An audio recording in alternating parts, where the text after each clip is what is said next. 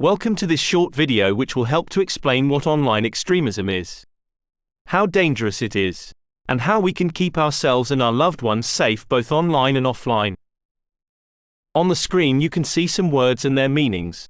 It's important that you understand the meaning of these words before we start to discuss online extremism. At the moment the meanings are all jumbled up.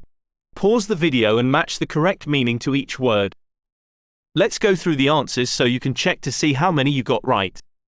Online refers to any information that can be accessed on the internet, using a mobile phone, iPad, laptop or computer, as well as other gadgets that have Wi-Fi.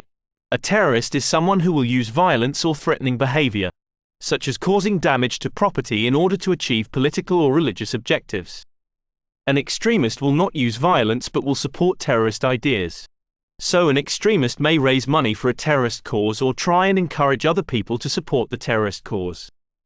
Radicalization is when an extremist or terrorist is able to exploit a vulnerable individual's way of thinking, so that he or she starts to support their cause and agree with extremist ideas. Exploit is to take unfair advantage of something or someone. A vulnerable individual is anyone who can be harmed, physically or emotionally. We are all vulnerable to some extent. Things that we care about or are passionate about often increase our vulnerability. There are many extremist and terrorist threats in the world and the UK. Each threat is linked to a different political or religious idea. Each group includes people that rely on the exploitation of vulnerable individuals to further their own cause. Each group includes people who encourage the use of violence and intimidation to achieve their own objectives. Currently, the two biggest threats to the UK are the Islamist threat and the extreme far-right threat. Islamist groups include groups such as ISIS and Al-Qaeda, and extreme far-right groups include groups such as Patriotic Alternative and Systems Resistance Network.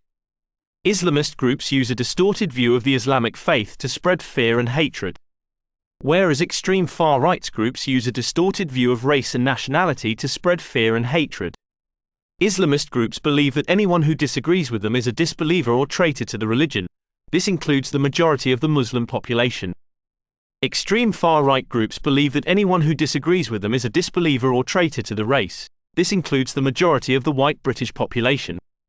Both groups use fake news, conspiracy theories and cherry-pick and twist religious and historical data to pull at our heartstrings and make us feel emotional, as well as making their own arguments stronger. Both groups will share their hateful narratives using various online platforms whilst hiding behind a fake profile, because 1. Data is cheap. 2. Young people are always online. And 3. There is less chance of the extremists being caught by the police if they are using a fake profile. Both groups target vulnerable young males because males seem to be more attracted to this type of macho rhetoric. The contributing factor to the vulnerability of males in both the target groups is their lack of knowledge of religious and historical facts. For example, many Muslim males will be proud to be a Muslim but won't practice the key principles of the faith because they will have learned to read the Arabic words in the Quran, but will not know the meaning behind their words. If they did, then they wouldn't be lured by the hatred spread by the Islamist groups. Similarly, many white British males will be proud of being British, but won't really have a clear understanding of how Britain became Great Britain. If they did, then they wouldn't be lured by the hatred spread by the extreme far-right groups. Both extremist groups will use popular traditional and religious symbols to make it look like they have a big following. As with sexual grooming and online bullying, many young people are at risk of online extremism. No one can afford to think it would never happen to them. To make ourselves as strong as possible against these threats, we need to understand how young people are targeted. The first thing to understand is that extremists will target the clever and thoughtful young people. The people who want to entice young people choose the smart ones who think deeply about life and society. Parents and teachers are sometimes surprised when it's an A-star student who will have got involved in extremist activities. But they are often the ones who are asking questions about the societies that they are growing up in, and who want to make the world better. All this is good.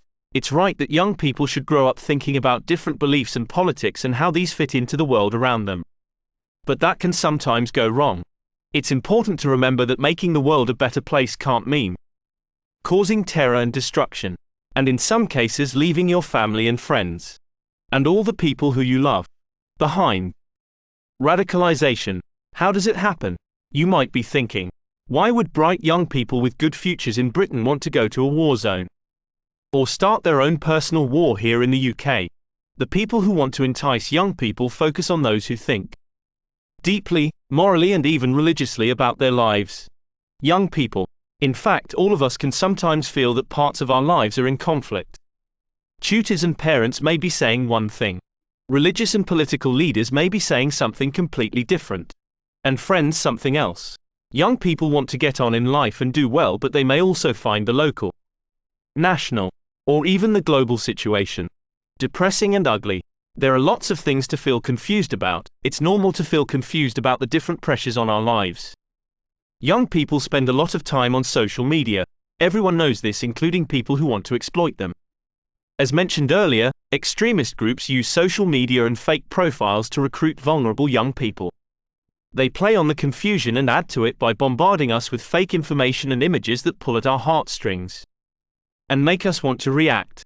The more fake information we get, the more clouded our judgment becomes, making us feel emotional, confused and even angry.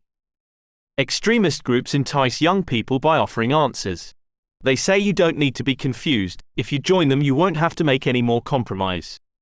It's not true. There's nowhere in the world where life is that simple, but to young people looking for answers, it's an appealing message. They tell young people that it's us against them. They build on worries about exclusion or not fitting in, and so young people there's a place where they can always belong. They present a world that is black and white, no shades of grey, and tell young people that they have to choose. They make it sound romantic and heroic. Once they've hooked young people in with their discussions, they work on their emotions. They try to isolate young people from their family in the social media world where everyone is saying the same thing. They tell them that it's okay to turn their back on family and friends because this matters. They say it's urgent, it's an emergency. They try to convince them that they have a duty to respond, even if that means hurting the people that they love. What do they leave out? A lot. They don't talk about how over the decades, people have come to Britain looking for a better life, and that they still like to come, for good reason. They don't talk about how many people from Britain choose to live, work and retire to other countries abroad, again looking for a better life. They don't talk about the fact that so many countries helped Britain in World War I and II to become Great Britain. They don't talk about the social and economic benefits for Britain to working in unity with other countries. They don't talk about how at the end of the day we are all part of one race, the human race, and we all live on this one planet, and if we work together and help each other we will progress. They don't talk about the brutality, fear and violence that hate can lead to. They don't talk about the consequences of being involved in such activities, on both the young person, their families, and their communities. How do extremists get their messages of hate across to young people? They do this by using various social media platforms because that's where young people are already. These platforms were not created for this purpose and are not all bad.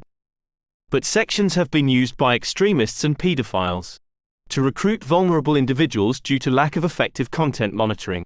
Following lockdown, there was an increase in the number of young people in secondary and even primary using hateful language and behavior towards other children. When questioned, many children said it was something they had seen online, in a video or computer game, and thought that it sounded cool. Extremists try to persuade young people to follow their hateful ideas by using convincing words and images in music videos, computer games, stories, memes, fake news, and conspiracy theories.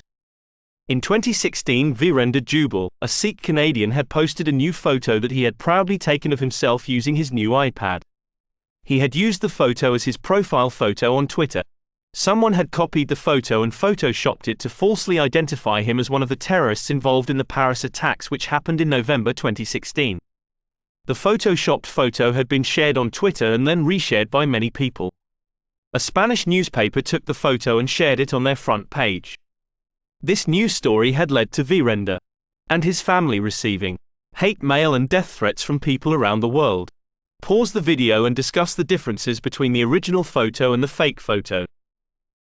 Look at the quote on the screen. Did Abraham Lincoln write the quote? How do you know? Pause the video and give reasons for your answer. That is the end of the video. Now you have some information about what online extremism is.